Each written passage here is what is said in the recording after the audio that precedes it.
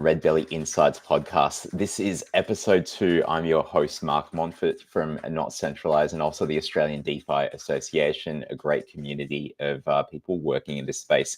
I'm proud to be joined in this episode by Vincent Gramoli, one of the founders of Redbelly Network. Vincent, how's it going? Great. Thank you for having me, Mark. Mate, this is really cool because we did a podcast with you, but you were hosted by Arturo, and that was down at Sydney, near the Opera House. We had the Opera House in the background. That was last year, and I think it was probably during winter as well. So it's nice to actually get to speak to you, being on camera rather than being behind the scenes, and having Arturo there. But Arturo was in episode 1. He spoke with Tim. Did you get to check out that episode? Yeah, that was very insightful. Yeah, no, that was great. I think they did very well.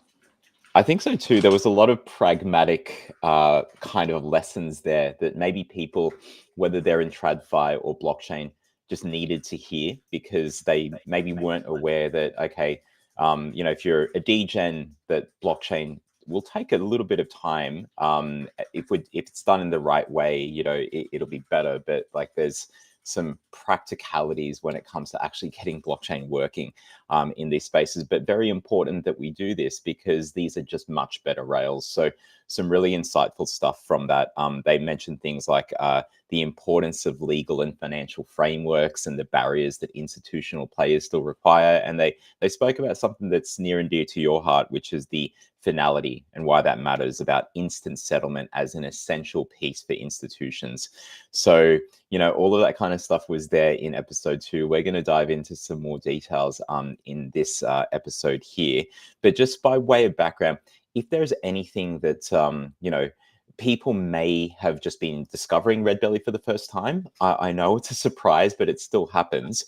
Can you give us a bit of a background as to your research? Because being an academic, there's a lot of great work you did at University of Sydney and still continue to do so. But can you give us a brief bit of background as to what led to your discoveries and to Redbelly Network?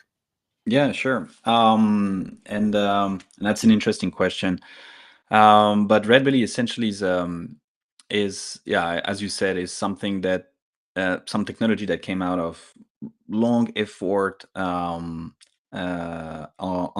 research, right? Blockchain research, and I would say that it's a characteristic of Redbelly, right? So we started working on the consensus back in 2016, doing the experiments back in 2017, showing that it was scaling pretty well, like the performance were going up as we were increasing the size of the system. But we commercialized much later, 2021, and I think what is typical from Redbelly is that we spend a lot of time doing the research before commercializing. Well, we could see that other blockchain companies would be commercialized before doing the research, raising fund first, and then hiring researchers. So the ones that are in good financial positions now are trying to catch up with the research as well because it's so important. And what you realize by doing that is that blockchain is extremely complicated. You might think it's just a piece of software, but it encompasses game theory, economics, cryptography, distributed computing, solving consensus problems. So it's really a difficult thing, and there's no better way but to collaborate with others in order to progress on that. And research is a very good way of solving these problems, interacting with people who are experts in their fields, because there is no single human, maybe except Satoshi Nakamoto, who can really master all these different arts. No, absolutely. I think it's really interesting what you mentioned there, doing the research first before really diving into it. Whereas others, they're doing it after the fact. It's almost like the concept of measuring twice and cutting once, because you actually do it right the first time. And others are just going out there cutting as many things as they can, making all the mistakes, whether it's regulatory or whether it's consensus or whether it's community and all that kind of stuff. And then it's after the fact they're trying to tack on research. I do like the practical approach and pragmatic approach that Redbelly's done for this. And you do a lot of research, right? So speaking of that, the latest piece that you had, you looked into the dependability of blockchains and how they handle a variety of failures. Can you tell us a bit about that? And it's on the research page, folks, so that you can check it out. But just from directly from you, Vincent, because this is your work, can you tell us a little bit more about that? Yeah, this is super fresh. Like this is a paper that has just been accepted for publication in the proceedings of the ACM International Middleware Conference that will be taking place in the US in December this year. So the way it works when you do research is that you submit your article, and then it's evaluated by your peers who are professors in other disciplines or specialized in sub-disciplines that are slightly different, but that are experts in the field where you submit. And then they try to assess, and it has been accepted for publication by these researchers, which means it will be presented and appear in the proceedings of the conference. What is interesting about this and what you've just said is that some of the companies were also trying to do things, and this has been super valuable for us as well, because it's a trial and error kind of thing, right? You try things, you realize that your blockchain is great for some type of applications. Back in 2019 we were talking CryptoKitties, 2021 NFTs. Now we're talking about real world asset, and by learning about what happened in the past, we know, and we start to know how to do better, right? And therefore we can prepare a blockchain for high value assets, like things that will really matter to people, as opposed to more toy applications that are fun for the degen community. So I think there is an evolution. This fault tolerance work especially came because we looked at blockchain, as a spectator, trying to learn more how we can do better. And what was really striking was that, for example, Solana, for a year and a half between 2021 and 2023, was unusable for more than 154 hours, right, cumulatively. There were multiple outages at different points in time. But if you translate that into service level agreement, you realize that it was offering an availability that was less than 2 nines, right? So usually that's the way you express a service level agreement on Amazon Web Services, for example, or on Google Cloud. I'm pretty sure most of the cloud services will offer at least 3 nines, which means they will be available 99.9% of the time, which is almost 100%, right?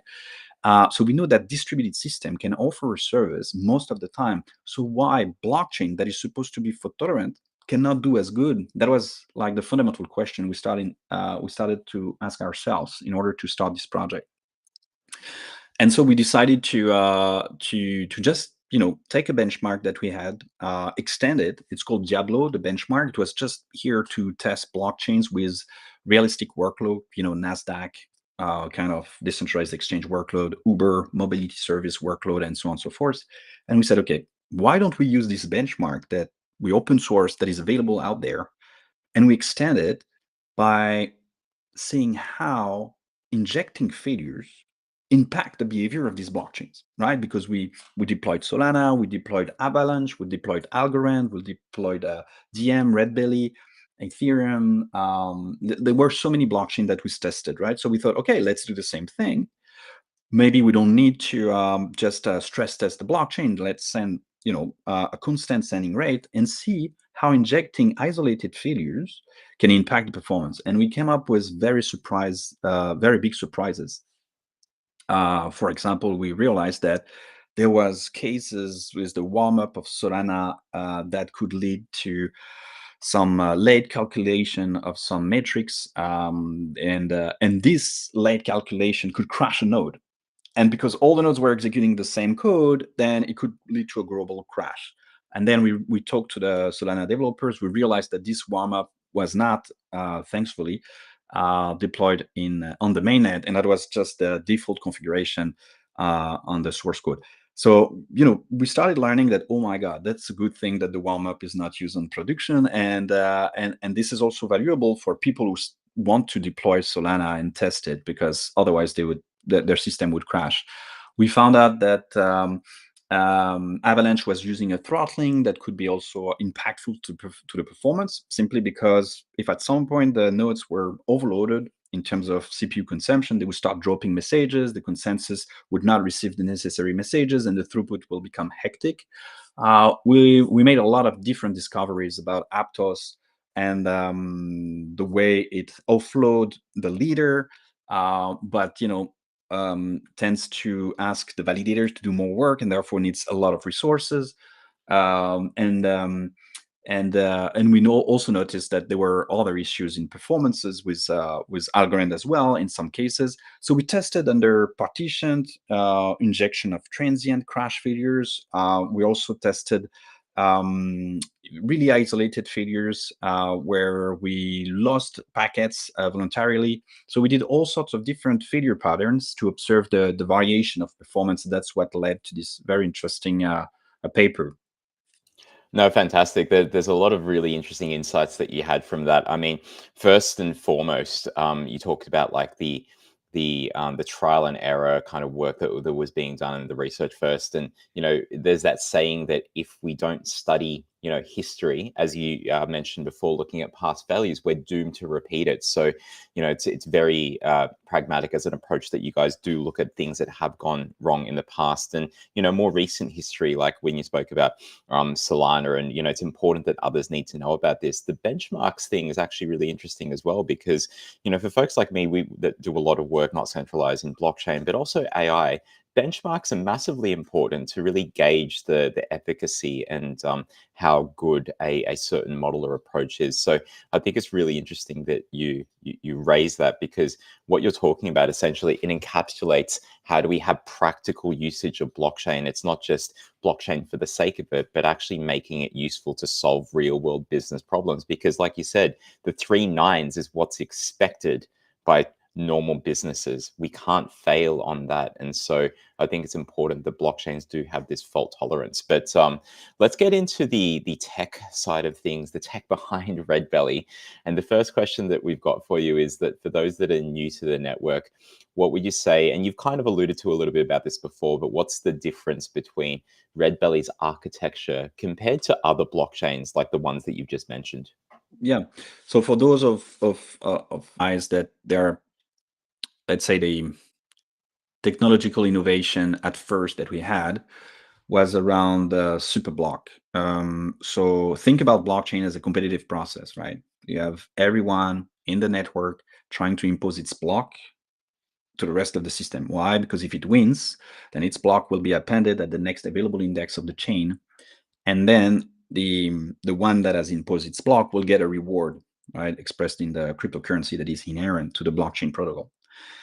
So there is an incentive to win the lottery, right, or win the competition. The problem with this competition is that it can add as many nodes as you want in a competitive blockchain system.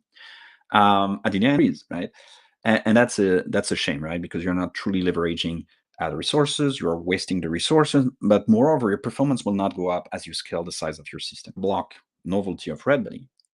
Then suddenly, what you have is that if you're lucky enough, you have different validators that are proposing this may contain disjoint sets of transactions.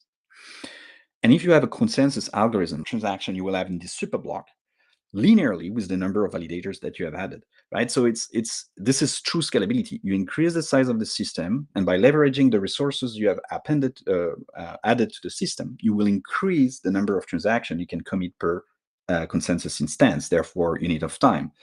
And that's how you achieve scalability, right? Increasing or preserving the performance as you increase the size of the system. And I So think that's that's the main thing I would say.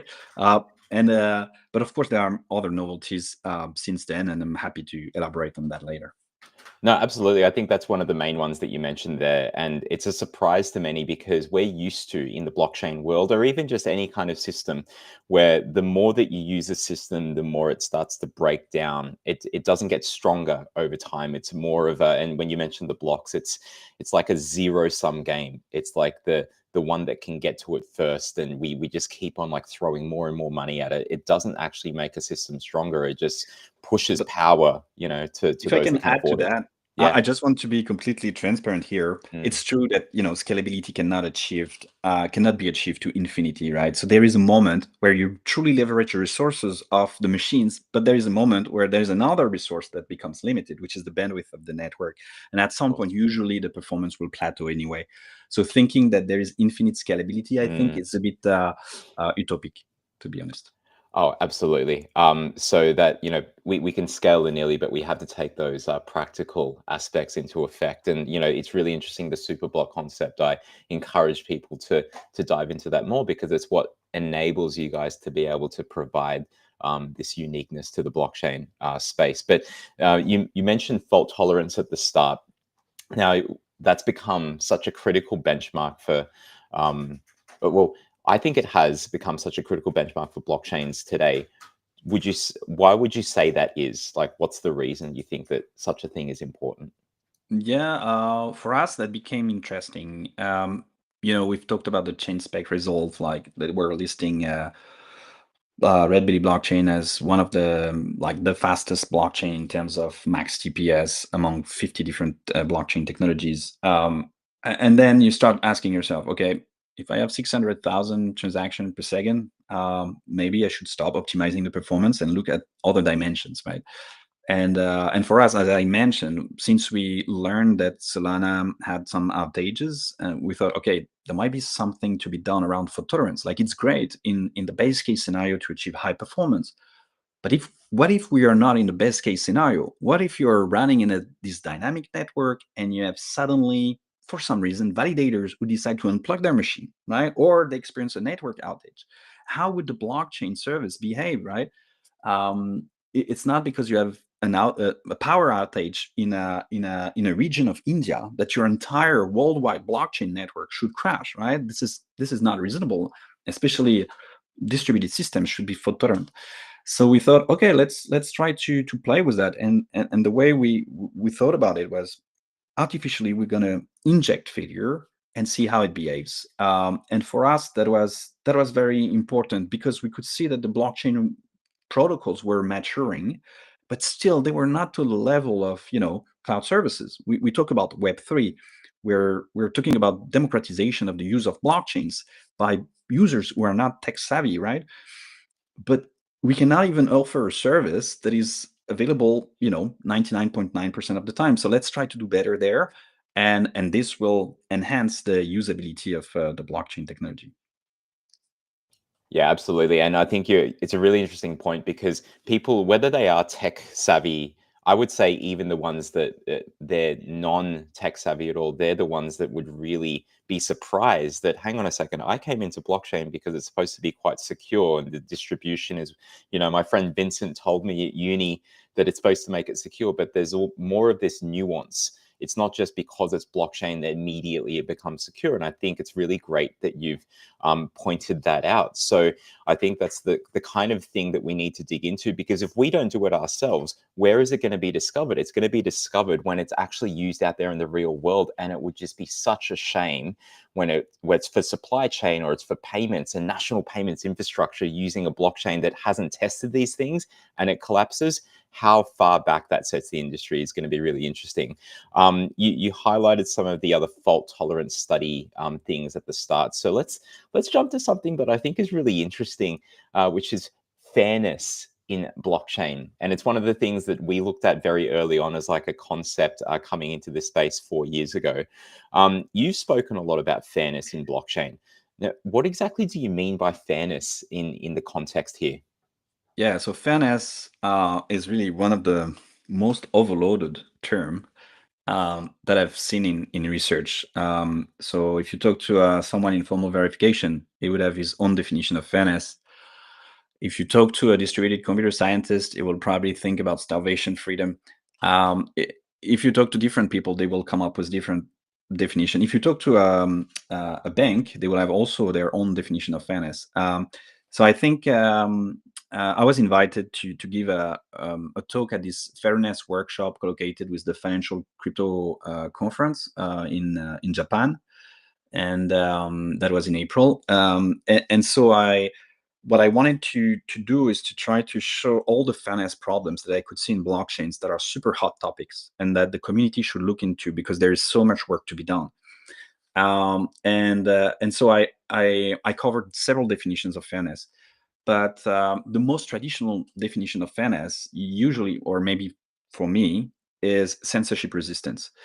So if you want a system to be fair, it should not be possible for a particular user because of his background, because of his ethnicity, because of the way he's located in the world, to not have access to the blockchain service, right? So it should be fair for everyone in the sense that it should be accessible for everyone, right? And it would be ideal if you can have a coalition of misbehaving participants who can censor one particular participant, right? So you can think about it as, if you were a coalition of different machines in the network, you could send a lot of requests in order to overload the server such that only your request will go through, and none of the requests coming from someone who is further away will go through, right? And therefore you will censor this user who is further away from a validator node. That would be unfair, right? So that's the first definition. Now, there are other definitions, one of which relates to financial transactions, where essentially you can have traders that are unfair regarding to other traders, right? So, for example, I know that someone is going to buy a lot of Bitcoin. Let's say Michael Saylor, for example, is going to buy, or he bought a lot of Bitcoin. So usually when he buys Bitcoin, he buys a lot, right? So he sends this transaction. And because I can see his transaction, I was lucky enough to receive it because I'm close to him. I'm based in the US. I have this validator node close to his laptop. I receive his transaction. Then what I can do is I can front run him, make a profit, and even back run him, which means that I'm buying the Bitcoin, I execute this transaction, I sell my Bitcoin right after, and I make a huge profit because he has bought a lot of Bitcoin in between. And this is unfair, right? I should not leverage this private information that gives me an unfair advantage over the other traders, right? And that's something that is illegal on Wall Street. Why is it happening every day on blockchain technologies, right? It should not. This is another definition of fairness. We can think about the one I've just mentioned, which relate to fault tolerance. Usually, there is someone who pays for a service, right? So when you use a cloud computing provider, then you pay for a service because you have this service level agreement that you will be provided to you, and you can complain if the cloud provider doesn't, satisfy its promises. And you can have maybe a commercial like you can find like a commercial gesture from the service provider if they fail to honor their promises. But in blockchain technology, you pay a fee for your transaction and you have no guarantee about the service level agreement. Why is it so, right? As a user, I feel like it could be unfair, and the president of the United States back in January was launching a meme coin, and Solana at some point was not available. Like, it could be unfair for him not to be able to trade his meme coin, right? So there are a lot of different perspectives, and I think fairness can be seen across these different dimensions, but it's extremely important that we try to make blockchain fair across these different dimensions such that users will be happy to use this technology.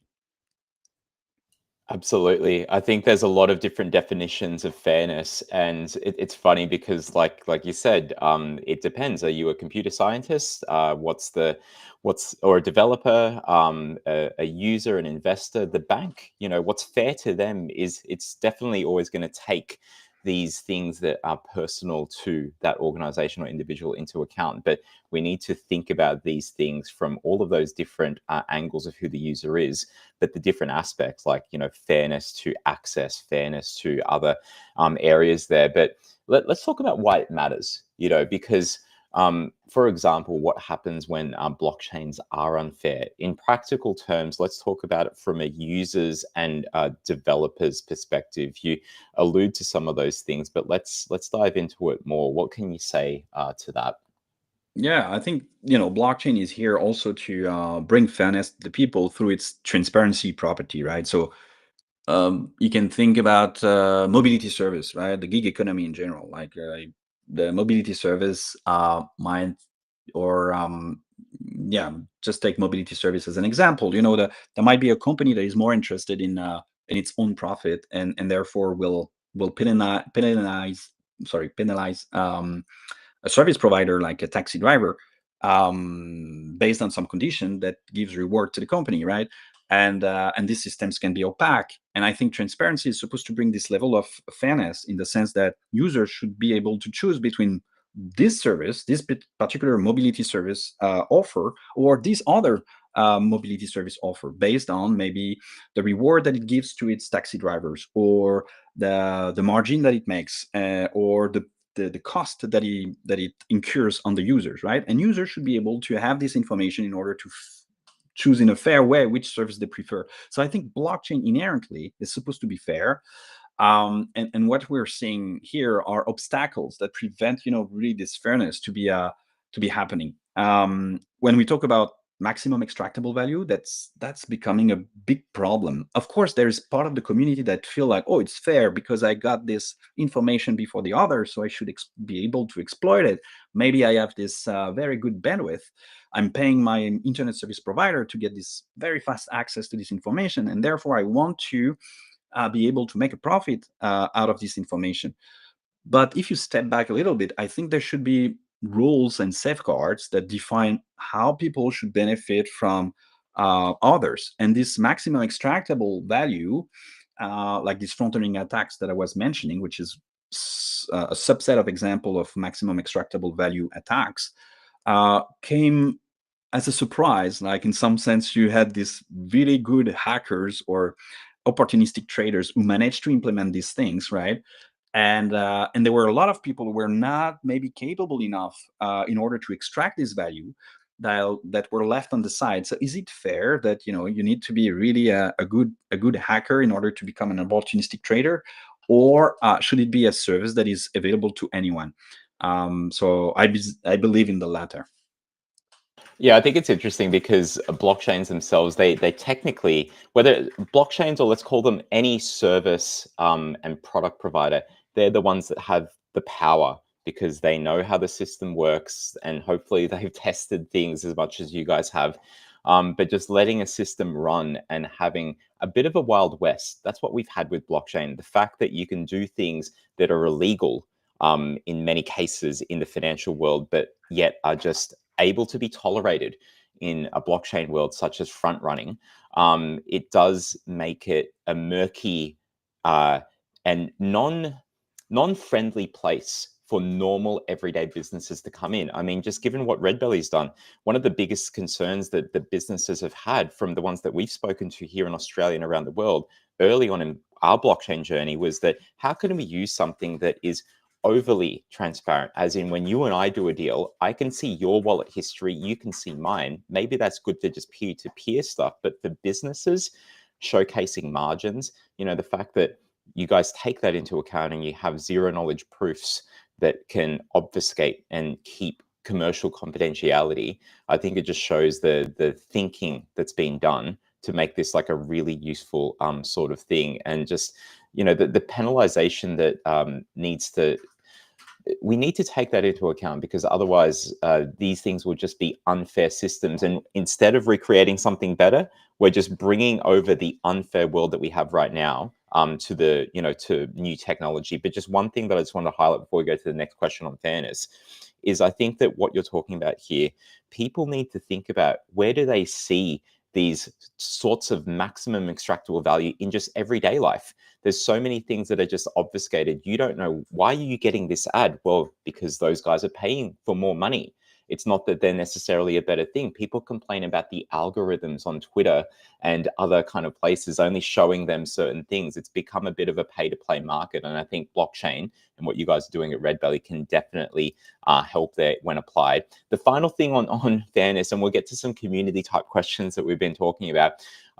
Redbelly, how do you guys enforce fairness at the protocol level? And is it about preventing censorship, or is it something deeper?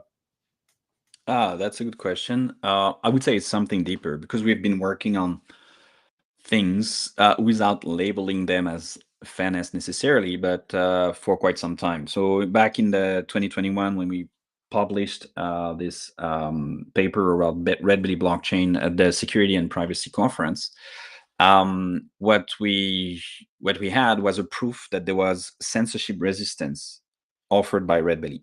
And what we meant by that is, if you are a honest participant that is creating a transaction that is well formed, for example, you use your private key to sign your transaction as you're supposed to do, then your transaction will, and you send your transaction as part of the way the protocol requires it, then your transaction will be eventually committed based on some assumption, of course, that there is no denial of service attack that will last forever, right? So if the system is not overloaded at some point in time, then we can guarantee that eventually, and for long enough, eventually your transaction will be committed, right? So that was very important for us to have this censorship resistance, making sure that even if you have a coalition of misbehaving participants who want to censor you, they will not be able to do so unless they have infinite power and can denial of service the system forever, right? So that was a very important property that we proved theoretically, right? So that's why we reasoned theoretically with theorems and proofs just on the paper.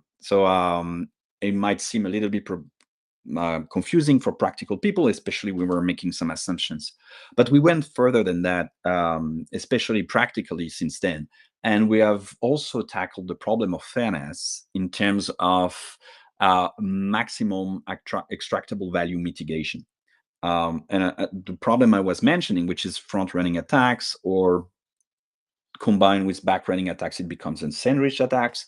We are mitigating the risk of having these attacks on Redbelly Network with some simple things. For example, there is no auction mechanism where users can bid on a higher transaction fee in order to front run others, right? There's no such thing in the Redbelly protocol, right? So it's less likely that you will be able to front run by just having a higher transaction fee attached to your transaction. That's one thing.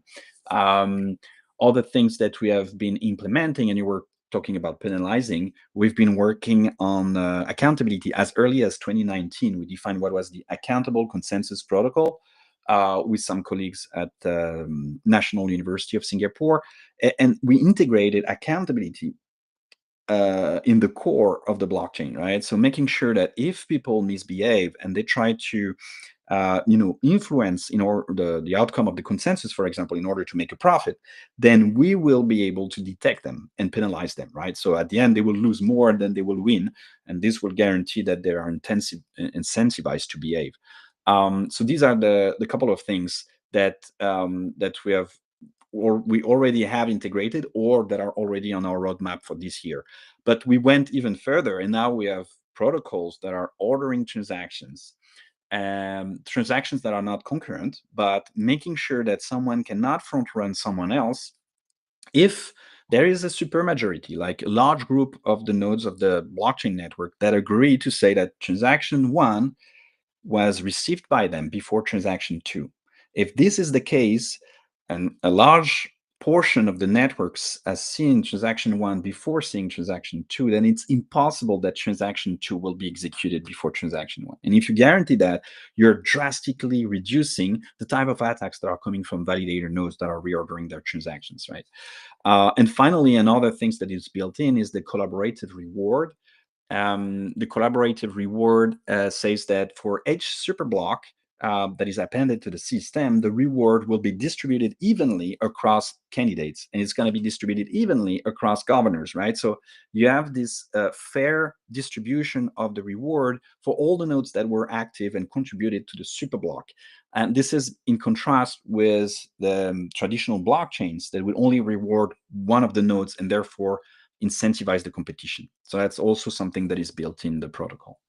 Yeah, I think it's brilliant. It's that collaboration and positive sum kind of games versus just negative sum, and forcing people to beat each other to win. Essentially, I think it's a very unique thing. Blockchain provides a lot of these thinkings around incentives, and just let's bring it to the real world asset space, because Redbelly is very known for, and that's the work that we've been doing with you guys around real world asset tokenization. But connecting it back to that, why do you think that fairness is such a crucial foundation for bringing regulated assets on chain? I think as soon as you talk about real world assets, you talk about high value assets, you talk about assets that people care about, you talk about mortgages, you talk about property title, like things they have, worked so hard for their entire life to own, right? We're no longer talking about crypto kitties anymore. We're no longer talking about low value or fun meme coins that we're trading, right? So in this particular scenario of real world assets, we really care about security, we really care about fairness, we really care about fault tolerance. So all these topics are extremely important. And while we could live with a blockchain that was doing best effort kind of things, like trying to, just allowing you to trade things, sometimes you would get disappointed because, your transaction would not have succeeded. Even though you saw it in the blockchain, it got reverted because there was another branch with, more blocks or a heavier chain or longer chain on the other side of the planet, and then the transaction you thought would be committed has been reverted. All these things could happen as long as you were looking at low value assets. But what we're talking about when you talk about real world asset, we're talking about bonds, we're talking about stocks, we're talking about commodities that are really valuable, and that becomes a big deal, that processes are here in place to ensure this fairness, that users will get the same access to the resources as the others, right? This might seem simple, but you can extrapolate this idea to any digital services, right? So, for example, the reordering property is so fundamental to fairness, right? You would like to be able to access things if you ask for it first before others, right? And that makes a lot of sense, right? That's why people are not fighting where they pay their groceries, right? Because they go in line, and that's the way it works. That's natural, right? The one that comes first, will be served first. And if you think about digital resources and you can digitalize the access to these resources, then reordering becomes a huge problem. So it goes even beyond finance, right? It's just access to resources in general. Yeah, I think that can you and you said this before, but like where people that are coming into blockchain, I think one of the biggest self-discoveries is that, oh, hang on a second, you can pay for something and not receive it. Whether it's the first time you get hit with gas fees that didn't put your transaction through on Ethereum, or something else that you're doing in the space and you've paid a large amount but don't guarantee to receive it. Now, in a competitive world like it was designed for, maybe that was okay early on with the early adopters, but when the mainstream is coming through and we're seeing that sort of thing change, the community evolves and more people, it's what we want. We want it to be different, but we also want adoption in the blockchain space, because like we want blockchains to be running the financial markets, the financial, like commerce in general. We have to build with this sort of fairness in mind, because if we don't, we'll just be turned away from. So just continuing on with the fairness thing and around like real world assets there. Another thing that we need to think about is that, well, fairness and fault tolerance, they influence compliance, risk, trust. How do you think that these things influence in institutional grade use cases, just like you've mentioned? Yeah, I think it's exactly the point that you've mentioned. It's like, if you want to lower the barrier of adoption, you need to make sure the mass will start using it. And the mass are not tech savvy, right? They have observed the world, how it works. They have defined their own notion of fairness, right? And if in order for them to trust a new system like that, they should not, need to understand the way the things are implemented, right? So we're not talking about tech savvy people or hackers anymore. We're talking about the mass, and they're not supposed to understand really all the ramification of the protocol and how they can exploit these corner cases and so on. It should look as a fair system for them, right? If for them to trust that this system works and will provide a good service to them. So it's extremely important. Now, I think compliance should come as a safeguard, and these people are used to government services, right? They are fair in some way, they are offering some level of fairness. And if not, then there is the government usually that is here to say, okay, it's going too far. There is risk representation maybe for the users, and therefore this is illegal, and you should correct your advertising or marketing campaign that goes too far and is selling lies, right? So there are guidelines that make sure that the services will honor their promises, that the users will find what they want, will get what they expect, and with blockchain, it's not the case yet. So we need regulation that improves, and I think it's going in the right direction at times, uh, but uh, but I think it's also important that government talk to academics, researchers, and industry players in order to better understand how these things work and how we can make sure that the users will get what they expect and will not be deceived, because the data gets deceived and they will stop using the service. I absolutely think that that's right. Like there needs to be also something that we as the blockchain industry do before it is enforced onto us, with more restrictive rules, especially if you think about governments everywhere. As much as they try to do their best to understand the tech, they will always be behind, because we move much faster in the tech space and in innovation than governments can ever keep up with. So if you think from that perspective, unless we do something and it's going to come from the top down, it is inherently going to be more restrictive than it could possibly be if we were to develop things ourselves, like what you guys are doing with this technology. So I think for people that are watching online on the live stream or the replay, you really need to think about that this is an activity that Redbelly is doing that is making it better for the industry by the industry, right? So just one last final thing before we get to community questions, and just on fairness and real world assets. In terms of the use cases, so thinking about things like, let's say, carbon credits or construction finance, right? Are there specific use cases like that where you think fairness is vital? Yeah, so I think in all use cases, fairness is vital. As soon as you touch the real world assets, there is no use case I can think of where fairness will not be important in one of the definitions that we have given. Yeah, so I was saying about securities, like you invest in company shares. Just think about it, like Redbelly has been partnering, and we've been working with Liquidize, for example, who tokenize private company shares.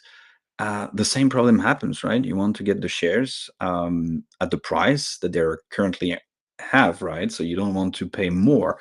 And if you don't have this front-running mitigation strategy, then someone could see your transaction where you're buying these shares and may say, "Oh, he might know something I don't know, and therefore I should buy before him and maybe sell it to him later on once I'll make in order to make a profit." And this is unfair, right? So it applies to securities, of course, because it's very similar to what we would say cryptocurrencies, for example, right? It includes cryptocurrencies, or tokens at times, but if you think about property titles, same thing, right? You go to an auction in Australia. There are a lot of auctions in the housing market, and what people do is that they raise their hand, right? If you didn't raise your hand first, then you will not get the auction, right? And that's kind of fair, right? You have to be here. You have to have the money to buy this. I mean, or probably some unfairness topic we could go into about the housing market in Australia, in particular in Sydney. But you're here, you're buying a product before someone else, therefore you can acquire it, right? So that makes a lot of sense. And I think this is true for anything that is in the real world, anything that exists, whether it's a commodity, a security, or it has to be protected with some guidelines that make sure that fairness is there, because otherwise, again, people will not use this technology. No, absolutely. I can just imagine, like, I go, my colleagues Arturo, who you guys have spoken to and met, and I can go get a coffee, for $5, and then when I come back up, I go, here you go, that'll be $5.50. That sort of front running and that sort of like access. There are some times where, I don't know, maybe I might think that that's fair, but if the system and the way that the world works doesn't think that that's fair, at least we have blockchain that can put things in place. It can enforce. We don't have to wait until we go to court or anything like that. We've got smart contracts that can really provide that. So really interesting kind of topic on fairness, and I'm sure that we'll dive deeper into it, as well as the papers that you've got. But let's get to some community questions. And this is an opportunity here to go into things that the community's been asking. We have an AMA session as well that we've done on Discord recently with Buffy, one of the community ambassadors there, and we went through this with Tim. But Vincent, there were some questions directly for you from the stuff that we've been collecting so far. So I'll ask you this one. Can Vincent share if in his years of experience in crypto, he's had discussions, shared ideas, or work with other high-level blockchain creators such as Vitalik Buterin and other blockchain founders and people at this level? What do you have to say? Yeah, I've worked with some founders, not all of them. I didn't work with Vitalik Buterin. I mean, he read some of our papers on The balance attack, I remember he was acknowledging that there was some synchrony assumption in Ethereum. When I read the paper, that was on a Reddit post. We didn't work together. I mean, my student went to the same conference, the Ethereum developer community conference that was back in 2019, where he presented. My student presented another attack against proof of authority in Geth and Parity.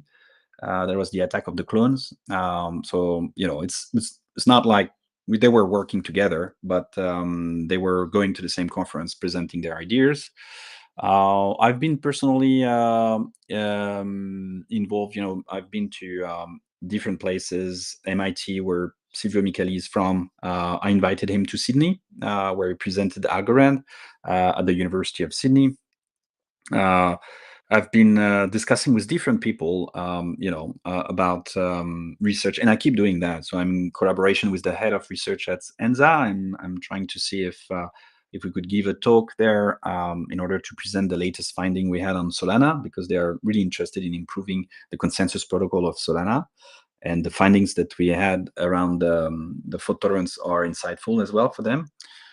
So yeah, we keep discussing in different ways, social media, or we go to conferences. This is what researchers would do, but it's true that you don't find the founders at scientific conferences necessarily, right? So you might have to go to some very big business event, and then it's hard to pick their brain because they're busy with business tasks. But when I was in Japan, we were talking about financial cryptography. This is a fundamental concept of blockchain right now, how you can use blockchain in the financial space, trying to mitigate MEV attacks, for example. These were central problems that were there, or improving the performance of the blockchain even further.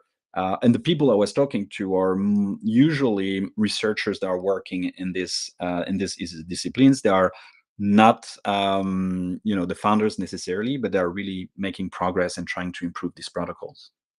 Yeah, I think it's really interesting that, and it's a good question for here in Australia, because people see us as being so far removed, and yet we do have people that either you like yourself that go and travel. There are conferences that bring some of these like crypto, sort of celebrities here. We've even had like Glenn Whale, who's the pioneer of quadratic research that does work with Vitalik. He's been to conferences here, as well as Audrey Tang. She was the first digital minister of Taiwan. So really interesting people. So I think we'll see more of that. Now, you mentioned, another thing that was mentioned was that Jack, overseas as part of the team, he spoke about how verifiable credentials would be the big product launch. Can you explain a bit more about this and what you envision this will look like for end users? Yeah, verifiable credential is central to this accountability mechanism. You want to make sure that even though you don't know who they are, you should be able to prevent someone from replicating an attacks or a misbehavior, right? So you need some kind of accountability, and if you cannot really distinguish which addresses or public key belongs to the same user, then it becomes tricky, right? Verifiable credential for us is a way to give access to decentralized application services to particular users based on their credentials. So it could be like, I'm an adult, therefore I'm entitled to access the Redbelly network. It could be as simple as this, right? But it could be a bit more complicated, like I'm a sophisticated investor, and therefore I should access this complex financial service that sits on top of Redbelly network. It could go far beyond that. It could be, I have a university degree, and therefore I'm entitled to apply to this particular job because this is a requirement of the job description. And I can work with children, and therefore I can access this particular application that requires it, right? So it goes way beyond finance. So these verifiable credentials, but it's essentially, it should be the minimal amount of information you have to share with some service in order to get access to it, right? And so that's why also you've been talking about zero knowledge proof, which is central to that, right? You don't want to share more than the fact that you're an adult. You don't want to share your date of birth, right? You just want to say, yeah, I'm an adult. I don't want to tell you my age even, right? So zero knowledge proof allows you to give the proof without giving the knowledge that is not necessary.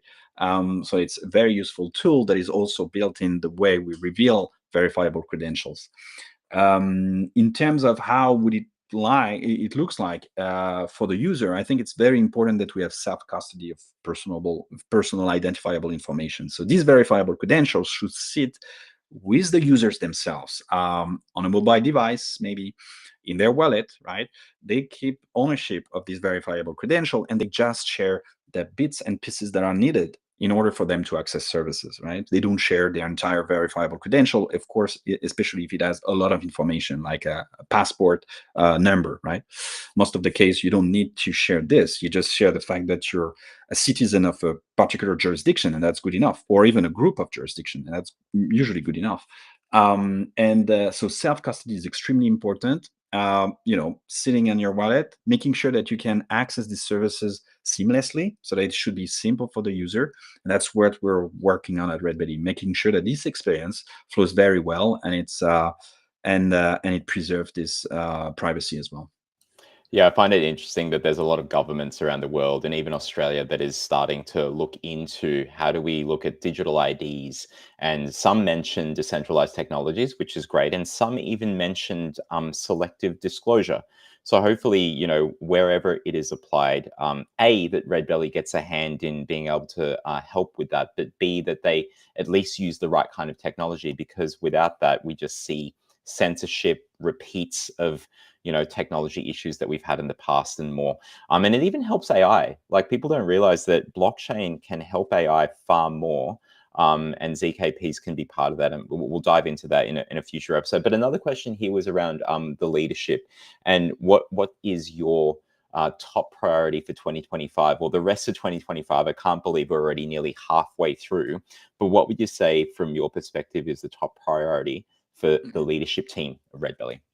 So yeah, we are more and more this. So things I didn't mention is that Redbelly is inherently decentralized in the sense that we don't even use a leader-based consensus protocol, and that's how Redbelly was performing so well when we inject failures. There is no single node that plays a particular role. Therefore, even if you attack a single node, it will not impact the entire system, right? Because we don't have a leader, as opposed to other technologies that are leader-based, especially in their consensus.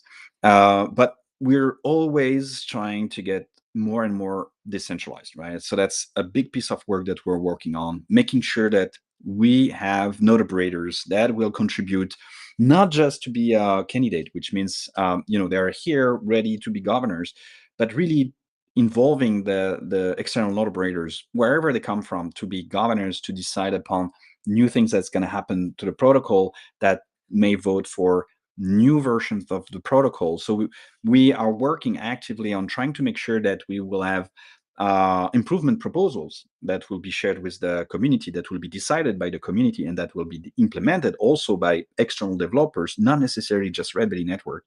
And we really want to achieve that. It's going to take a bit of time to get to the ideal decentralization. I think there is no perfect decentralized system yet, where like every company is working on that. Ethereum has been experimenting with proof of work. Now they are proof of stake. Now they are thinking maybe we should improve the performance with using risk instructions, or they always have improvement in order to get there, because if you're decentralized, you may not get good performances and so on.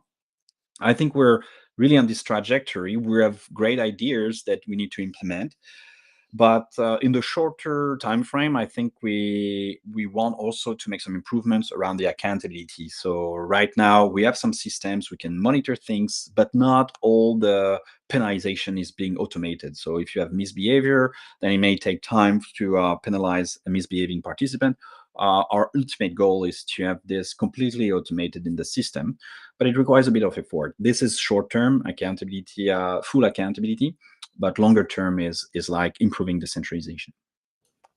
Fantastic. The final community question before we wrap up here, there was a question about, will there be any more nodes opening soon? Can you tell us anything more about that?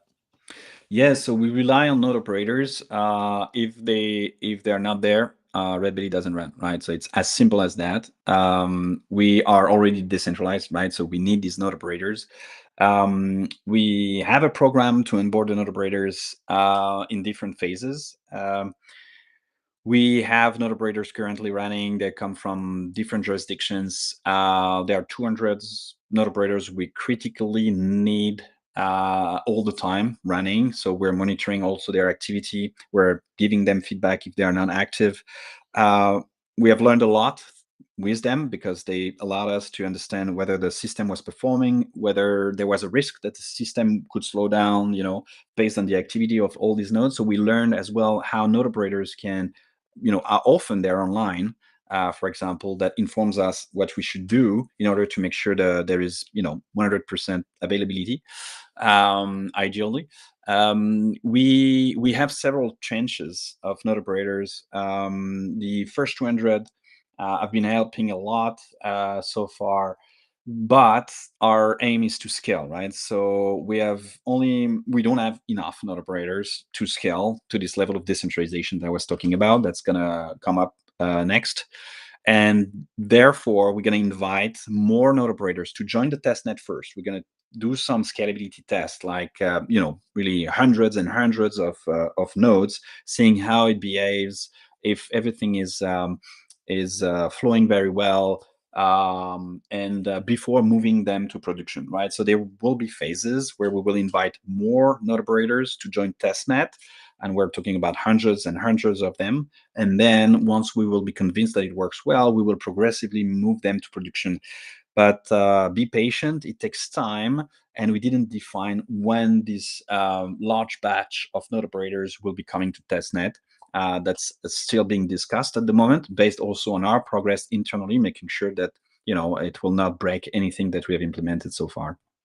Yeah, I think that people don't realize just how much work and effort is going on in the engineering sense. Like we see Tim running around and doing a lot of the with Alan and the rest of the crew, and marketing and sales, and getting partners onboarded, and discussing things, because things don't happen without actually sharing and talking, and showcasing what it is that is possible there. So it's all a part of that. But the engineering, I think, is like a massive aspect of all of this that sits behind the scenes here. And so in time, we'll be able to do that so that we can scale. So just to recap, we spoke about the research that you've got around fault tolerance. And, it was quite striking to me. I've read the paper, but again, just hearing it, 154 hours cumulatively that a system that can be so relied upon can be down. Like, it needs to be looked into more. We spoke about fairness, the concept of the super block, and collaboratively coming together to bring that about, and how you need this if we're really going to onboard real world businesses and use cases. And then obviously some of the community questions. We've got a long list of all the other ones, and we'll answer that over time, whether in the community AMAs, as well as other mechanisms that we can get yourself and the team to answer. But Vincent, as we round out, what's the best way for people to follow your research? Obviously, we'll point them towards Redbelly and the research section on Redbelly. But what are some other things? What are other ways that people can find your research and insights? Yeah, so you can follow me on X, Vincent Gramoli, attached. That's one way. I would say go to the research tab on the website. So you will find research. There's the white paper, there is the yellow paper, but there's a lot of research papers that have been published in peer-reviewed scientific conferences and journals. In general, I would post about the upcoming research that relates to Redbelly, and so that people are aware. You can go on Instagram, Vincent Gramoli. I'm not as present on Instagram. I tend to be overwhelmed by the quantity of messages, so bear with me. And yeah, that's pretty much it. Our team is on Discord. If you want to ask questions, usually they're quite responsive. So let me know. And of course, we're really interested in hearing any feedback that you may have. As you were saying, Mark, we can see the business side of things when Tim and Alan are out there. I think we should do better in showing at Redbelly the improvement that we're doing to the software stack. I mean, it's so complex that even vulgarizing it takes a bit of time. So it's not just doing a sprint demo. It's a bit more than that. We need to explain the context and what it means for people to be able to consume it. But I think, yeah, we could communicate more on what we have achieved. Like, it's so big.